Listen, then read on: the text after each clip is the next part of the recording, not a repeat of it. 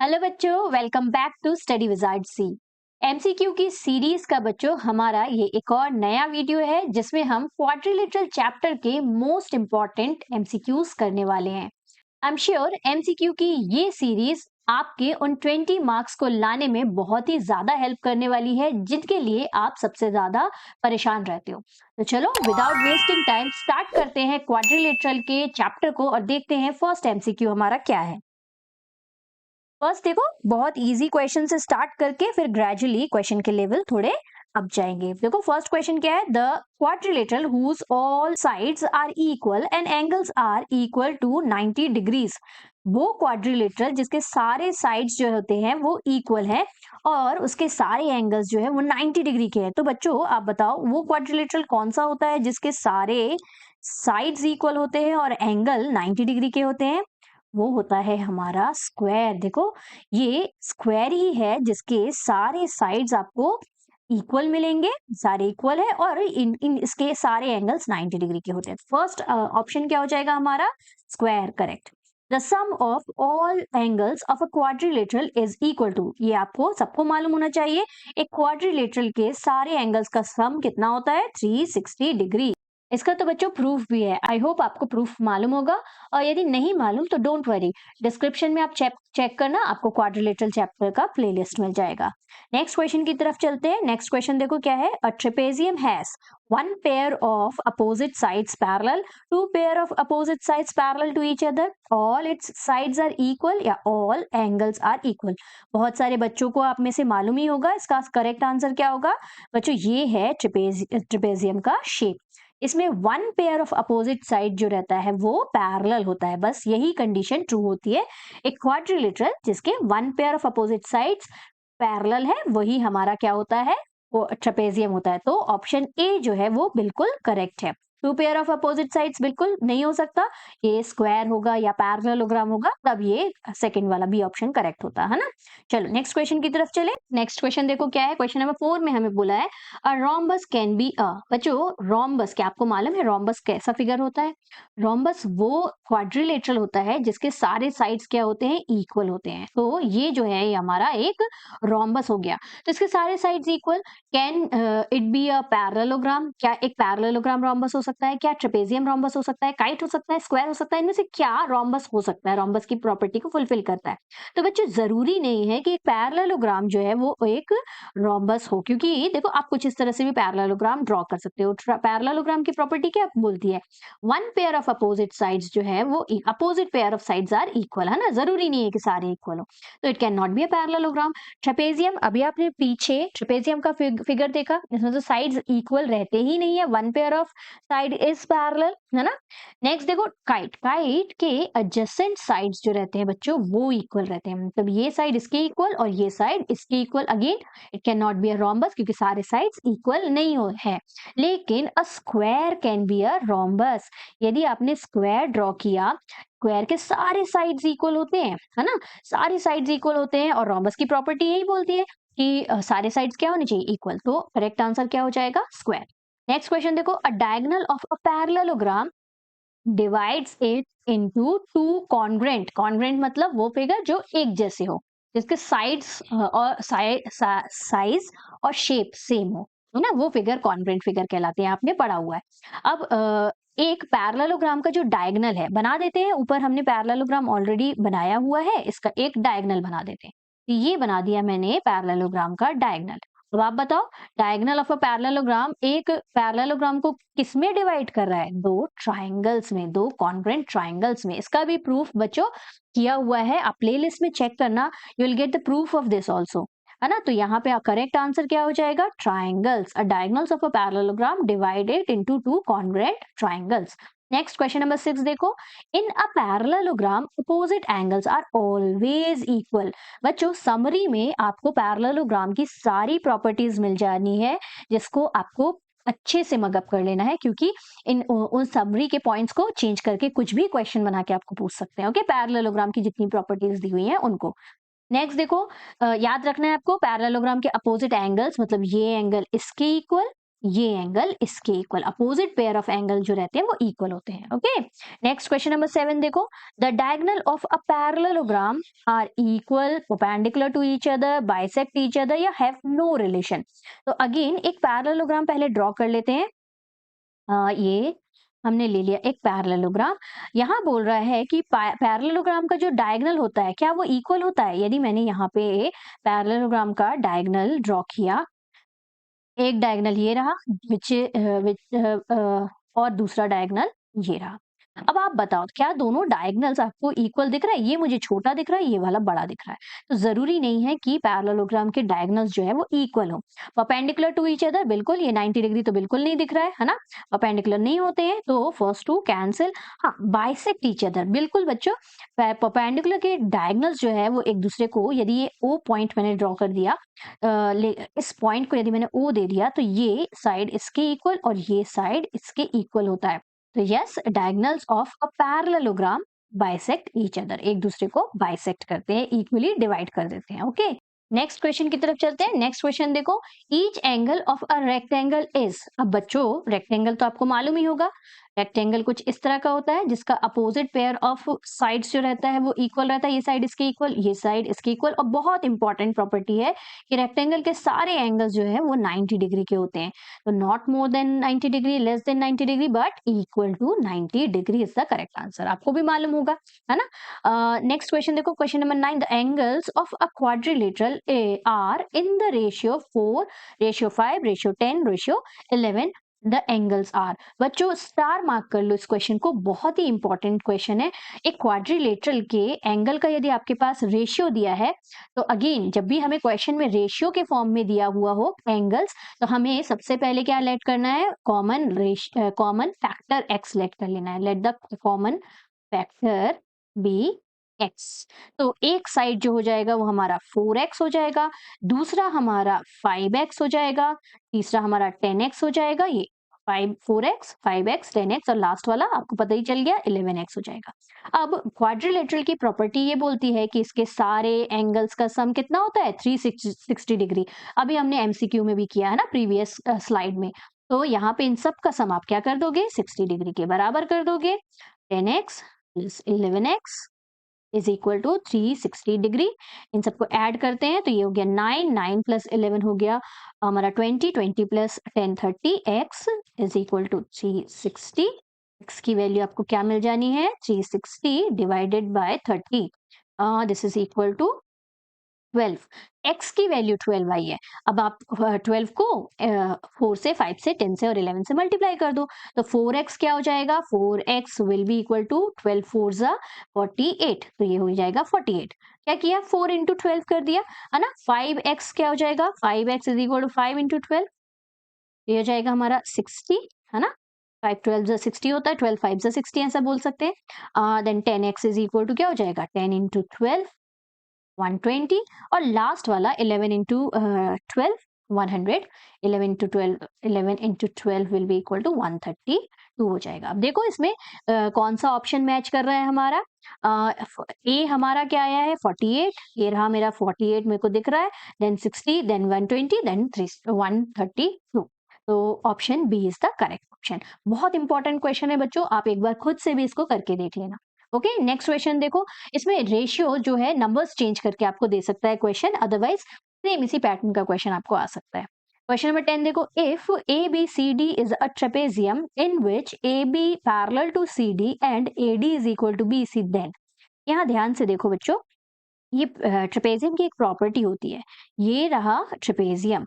यहाँ बोला है ये जो ए ट्रेपेजियम है इसमें ABCD ट्रेपेजियम है, लेकिन कुछ इस तरह से आपको बताना है कि AB और CD पैरेलल हो जाए। मतलब यहाँ से स्टार्ट करते हैं तो ये हो गया AB और ये हो गया CD, AB should be parallel to CD, इस तरह से हमको ट्रेपेजियम में नामकरण कर देना है। अब AD is equal to BC बोला है, ये AD है ये साइड, ये BC के इक्वल है। देखो ये सेम क्वेश्चन आपको NCERT में भी मिल जाएगा, लेकिन उसका प्रूफ है। हमें मालूम है कि ट्रेपेजियम के यदि नॉन पैरेलल साइड्स इक्वल होते हैं तो उनके बेस के एंगल्स भी इक्वल, यहाँ ऊपर एंगल भी इक्वल, मतलब angle C will be equal to angle D और angle A will be equal to angle B, है ना। ये एंगल्स इक्वल होते हैं बच्चों। ठीक, तो अब हमको मालूम है not greater than, not less than, but equal, है ना। Angle A is equal to angle B is the correct option. Next देखते हैं, नेक्स्ट क्वेश्चन क्या है। Which of the following is incorrect, इनमें से फॉर पैरेललोग्राम, है ना, पैरेललोग्राम के लिए ये इनमें से कौन सा इनकरेक्ट है। Opposite sides are equal, parallelogram के अपोजिट साइड्स इक्वल होते हैं, बिल्कुल पैरेललोग्राम के अपोजिट साइड्स हमें पता है इक्वल होते हैं। ये रहा हमारा पैरेललोग्राम, देखो अपोजिट साइड्स इक्वल होते हैं, है ना। नेक्स्ट क्या है, अपोजिट एंगल्स आर इक्वल। अभी मैंने आपको बताया कि अपोजिट एंगल, ये एंगल 1 एंगल 2 के इक्वल होगा, एंगल 3 जो है एंगल 4 के इक्वल होगा। अपोजिट एंगल्स भी इक्वल होते हैं, बिल्कुल। एडजेसेंट साइड्स आर इक्वल, बिल्कुल गलत बच्चों। एडजेसेंट साइड मतलब आजू बाजू वाले साइड, तो आजू बाजू वाले साइड पैरेललोग्राम के कभी इक्वल नहीं होते। तो विच इज इनकरेक्ट बोल रहा है, इनमें से कौन सा इनकरेक्ट है, गलत कौन सा है बताना है ना। ध्यान से इनकरेक्ट वाले क्वेश्चन को तो और अच्छे से पढ़ना चाहिए। तो ऑप्शन सी जो है वो इनकरेक्ट है। अभी हमने पीछे देखा डायगोनल भी बाइसेक्ट करते हैं एक दूसरे को, है ना। तो ऑप्शन सी जो है वो हमारा इस क्वेश्चन के लिए करेक्ट ऑप्शन होगा। नेक्स्ट देखो 12th क्या है, find the value of x in the trapezium ABCD। Again star mark कर लेना इस क्वेश्चन को, बहुत ही इंपॉर्टेंट सा क्वेश्चन है। अब बताओ, लाइन्स एंड एंगल्स चैप्टर यदि आपने अच्छे से पढ़ा होगा ना, तो ये तो क्वेश्चन आपको चुटकियों में बन जाना है। पैरेललोग्राम की प्रॉपर्टी, सॉरी ट्रेपेजियम की प्रॉपर्टी ये बोलती है कि उसका वन पेयर ऑफ साइड क्या होता है, पैरेलल होता है। तो ये A और ये B, यहाँ ये D और ये C, अब ये वाला साइड जो है वो जुड़ गया, है ना। तो ये एक ट्रांसवर्स के रूप में आप यदि ले लेते हैं, तो this angle plus this angle they are making co interior. देखो दो पैरेलल लाइंस, एक ट्रांसवर्स गया, उसके एक ही तरफ के एंगल जो रहते हैं वो कौन से एंगल होते हैं, को इंटीरियर एंगल, को इंटीरियर एंगल्स। और को इंटीरियर एंगल्स का सम क्या होता है, हमेशा 180 डिग्री होता है। बस हमें मालूम है angle A plus angle D क्या हो जाना है, angle A plus angle D will be equal to 180 degree.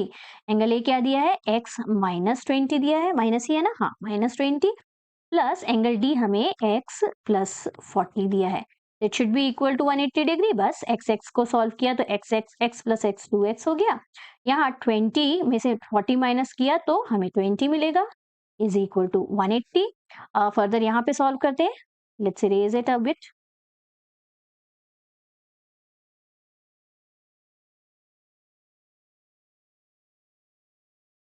ये हो गया फटाफट इरेज, है ना। ये हमने 2x plus 20 is equal to 180 degree आया, 20 को ट्रांसपोज किया तो 2x is equal to 180 minus 20 which is equal to 116। तो x is equal to 160 divided by 2, 80 degree. तो आंसर हमारा क्या हो जाएगा, option C 80 degree is the correct option. ठीक, इस तरह से क्वेश्चन आपको घुमा के पूछ सकते हैं। अब देखो क्वेश्चन नंबर 30, बच्चों क्वेश्चन नंबर 12 के बाद जितने भी क्वेश्चन लिए गए हैं बहुत ही इंपॉर्टेंट क्वेश्चन है, ध्यान से देखोगे और एक बार खुद से भी ट्राई करोगे। ओके, देखो क्या बोला है, in a quadrilateral ABCD angle A plus angle C is 2 times of angle B plus angle D। If angle A is equal to 140 degree and angle D नहीं दिया है बच्चों, यहाँ पे angle D is equal to 60 degree होगा, हाँ angle D is equal to 60 degree, then angle B is equal to what, है ना 120, 60, 80 या 100। तो अगेन मैंने बताया ही है, ये क्वेश्चन बहुत इंपॉर्टेंट है बच्चों, तो ध्यान से देखना। ये रहा हमारा एक क्वाड्रिलेटरल ABC और D, ये एंगल हमें दे दिया है 140 डिग्री, है ना, angle A is equal to 140 degree, angle D हमें दे दिया है 60 डिग्री। अब आपको इस सिचुएशन का ये जो दिया हुआ है बच्चों, ये बहुत इंपॉर्टेंट है, इसका यूज करना है और एंगल B की वैल्यू निकालनी है। अब ये मत बोल देना मैम ये इट इज अ पैरेललोग्राम तो ये एंगल बी जो है वो 60 डिग्री हो जाएगा। No it is not given कि इट इज अ पैरेललोग्राम, ये तो मैंने बना दिया, इट इज अ क्वाड्रिलेटरल, है ना। तो गिवन में पैरेललोग्राम नहीं दिया है कि अपोजिट एंगल्स इक्वल हमने ले लिया है ना, यहाँ मत करना, डायग्राम ऐसा बन गया है, but it is not a parallelogram. ठीक, तो हमें इस सिचुएशन का यूज करना है। ये जो आपको गिवन में दिया है, क्या दिया है, angle A plus angle C, angle A plus angle C is equal to 2 times का मतलब होता है बच्चों 2 into angle B plus angle D, bracket में रखना बहुत जरूरी है, angle B plus angle D। इस सिचुएशन को हमें याद रखना है, इसका यूज करके हमें इस क्वेश्चन को सॉल्व करना है। अब आपको बाकी मालूम ही है, क्वाड्रिलेटरल में सारे एंगल्स का सम कितना होता है, 360 डिग्री। तो हम कर देते हैं angle A plus angle B plus angle C plus angle D is equal to 360 degree. अब ए और सी को एक साथ ले लेते हैं, है ना। ए और सी की जगह हम रिप्लेस कर देंगे किससे, twice of B plus D से। तो A plus angle C plus angle B plus angle D is equal to 360 degree. अब यहाँ पे ए प्लस सी की जगह twice of angle B plus D कर देते हैं। तो यहाँ हो गया angle twice of angle B plus angle D is equal to 360, sorry यहाँ एक और स्टेप आएगा। Twice of angle B plus D तो हमने ए प्लस सी की जगह, इसकी जगह लिखा है ना। अब ये वाला तो बचा हुआ है, इसको भी लिखना है हमको, है ना। तो ये लिख लेते हैं, ये हमारा plus angle B plus angle D बचा हुआ है इज इक्वल टू 360 डिग्री। अब यहाँ ध्यान से देखो, ये 2 एंगल बी हो जाएगा plus again 2 into angle D, 2 angle D हो जाएगा plus angle B plus angle D is equal to 360 degree. ये 2 बी और ये 1 बी, 3 बी हो गया, 3 एंगल बी, ये 2 डी और ये 1 B plus 3 angle D is equal to 360 degree. दोनों में से 3 आप कॉमन ले लोगे तो क्या आ जाएगा, यहाँ करते हैं, है ना। 3 कॉमन आ गया तो बचा क्या, angle B plus angle D, angle B plus angle D is equal to 360 degree. 3 को नीचे डिवाइड कर देते हैं तो angle B plus angle D is equal to 360 divided by 3, यहाँ कैंसिल किया तो 120। एंगल बी की वैल्यू हमें मालूम है क्या, हमें डी की वैल्यू मालूम है। चलो पुट कर देते हैं एंगल डी की value, angle B plus D की वैल्यू हमारी 60 डिग्री है तो 60 पुट किया और 120 यहाँ पे आया हुआ है हमारा। तो यहाँ एंगल बी की वैल्यू हमें क्या मिल गई, 120 minus 60 is equal to 60 degree. हमें क्या निकालना था, एंगल बी की वैल्यू निकालनी थी, विच इज ऑप्शन बी दिखाई दे रहा है। ठीक, बहुत ही इंटरेस्टिंग सा क्वेश्चन है बच्चों, खुद से भी आपको अटेम्प्ट करके एक बार ट्राई करना है। ओके, नेक्स्ट 2 क्वेश्चन और बचे हैं, देख लेते हैं फटाफट। दोनों के दोनों बहुत इंपॉर्टेंट है बच्चों। क्या दिया है देखो, if an angle of a parallelogram is 2/3 of its adjacent angle the smallest angle of the parallelogram is. थोड़ा सा घुमा के यदि क्वेश्चन दे दिया जाए तो आपको कैसे करना है, देखो पैरेललोग्राम की प्रॉपर्टी आपको मालूम ही है। पैरेललोग्राम में पैरेलल साइड्स होती हैं, तो ये दोनों एंगल का सम कितना होगा, देखो ट्रांसवर्स गया, बहुत ही गंदा सा ट्रांसवर्स बन गया मेरा, ये ट्रांसवर्स गया तो ये दोनों को इंटीरियर एंगल बन रहा है, इन दोनों का सम कितना होता है, 180 डिग्री होता है। इसी कॉन्सेप्ट का हमें यूज करना है। ओके, तो क्या दिया हुआ है, if an angle of a parallelogram is 2/3 of its adjacent angle. तो यदि मैंने एक एंगल को x ले लिया तो दूसरा एंगल बोल रहा है इसका 2/3 है। एक एंगल यदि x है, let one angle be x, angle be x, other angle क्या हो जाएगा, other angle will be 2/3, 2/3 of x, है ना। तो दूसरा एंगल क्या हो जाएगा, 2/3 ऑफ x। अब कुछ नहीं करना है, हमें मालूम है they are making co interior angle, इन दोनों का सम कितना होगा, 180 डिग्री। तो x plus 2/3 of x should be equal to 2/3 of x should be equal to 180 degree. अब इसमें एलसीएम कर लेते हैं, ये 3 हो जाएगा तो यहाँ 3 1 3 और 3x आ जाएगा यहाँ पे, प्लस यहाँ पे 2x ही आएगा is equal to 180 degree. Cross multiply किया 5x इज इक्वल टू ये हो गया हमारा 0, 8 3 24 का 4 two carry, 3 1 3 4 5 540, x is equal to 540 divided by 5, 5 1 गया, यहाँ 0 लगाना मत भूलना, है ना। 4 नीचे आएगा फिर भी छोटा रहेगा तो 0 लाना पड़ेगा, इसीलिए यहाँ 0 लगाना नहीं भूलना। तो 5 1 और 5 8 40, तो 108 डिग्री। कौन सा ऑप्शन मिल रहा है हमें, हमें तो एंगल स्मॉलेस्ट एंगल पूछा है बच्चों, तो एक x एंगल हमारा 108 आया। अच्छा देखो पैरेललोग्राम दिया हुआ है तो ये 108, तो ये वाला भी 108। देखो गलत बिल्कुल मत करना, 2/3 ऑफ x भी एक एंगल आएगा। ये दोनों तो हमारे 108 आए, लेकिन ये दोनों जो आएंगे ये 2/3 ऑफ x है, तो 2/3 ऑफ 108 यदि आपने किया, देखो छोटा सा ट्विस्ट देखो गलत कर सकता है, यहाँ से 3 से कैंसिल किया तो 3 3 9 और 18 बना, 3 6 18। अब इसको मल्टीप्लाई करो आप तो देखो कितना डिग्री मिल रहा है, 6 2 12, 1 कैरी, 3 2 6, 72 डिग्री। तो this is the smallest angle, है ना। अपोजिट एंगल्स तो इक्वल होते हैं, ये 72 तो ये भी 72 ही होना है ना। दोनों में से छोटा कौन सा है, हमें तो स्मॉलेस्ट एंगल दिखना बताना है ना। 108 लगा दिया होता तभी गलत हो जाता। करेक्ट ऑप्शन क्या है, ऑप्शन सी 72। एक क्वेश्चन में थोड़ा सा स्लाइड सा चेंज करके भी आपको ऐसा दे सकते हैं। देखो 15 वाला क्वेश्चन क्या है, इन ए बी, इन ट्राइंगल होगा यहाँ पे, in triangle ABC, E is the midpoint of median AD.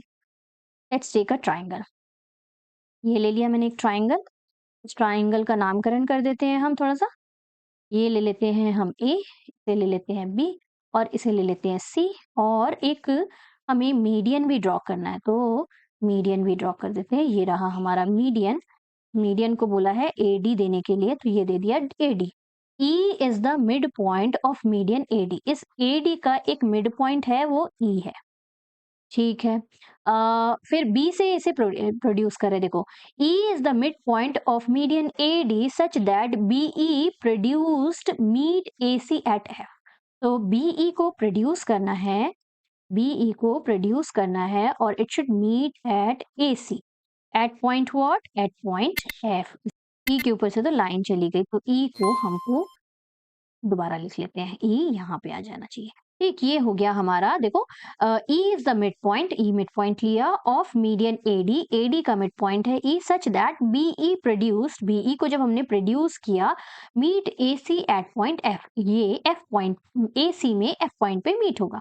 ठीक, if AC is equal to 10.5 centimetre. अब ये जो AC है इसकी लेंथ हमें दे दी है 10.5 सेंटीमीटर।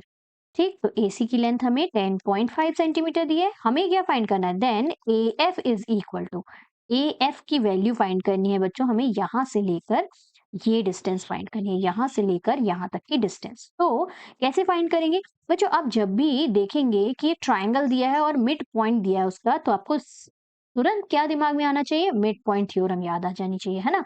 तो यहाँ पे कुछ इस तरह से कंस्ट्रक्शन करेंगे कि हमारा दो पैरेलल लाइन मिल जाए और मिड पॉइंट मिल जाए। तो एक लाइन, तो मिड पॉइंट तो मेरे को मिल रही है, E is the mid point दिया हुआ है, तो EF से कुछ एक पैरेलल लाइन यदि हम ड्रॉ कर देते हैं, देखो D is also a mid point.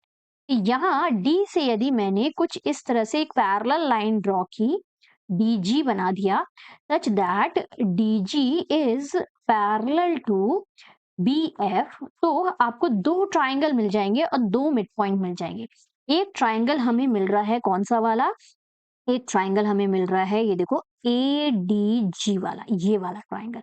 EF यहाँ पे पैरेलल है DG के, है ना, EF is parallel to DG, तो E जो है मिड पॉइंट है और EF is parallel to DG है, तो बाय कन्वर्स हमारा F जो है वो क्या हो गया, मिड पॉइंट ऑफ AG हो गया। तो F is the mid point of AG हो गया, ऑफ AG हो गया। या दूसरे वर्ड में हम लिख सकते हैं कि भाई AF is equal to FG हो गया। ठीक, ये फर्स्ट ट्राइंगल का आपको समझ में आया। अब नेक्स्ट वाले की तरफ चलते हैं। नेक्स्ट कौन सा ट्राइंगल ले सकते हैं हम, देखो नेक्स्ट ट्राइंगल जो हमें लेना है, ये DG हम पैरेलल लाइन ड्रॉ कर लेते हैं फिर से। नेक्स्ट जो ट्राइंगल है उसमें D यदि हमें मिड पॉइंट मिल जाए, तो G भी जो हो जाएगा वो क्या हो जाएगा, मिड पॉइंट हो जाएगा। तो नेक्स्ट ट्राइंगल जो आपको लेना है वो ये वाला ट्राइंगल लेना है, लेट्स टेक अनदर कलर, ये वाला ट्राइंगल बच्चों, BCF।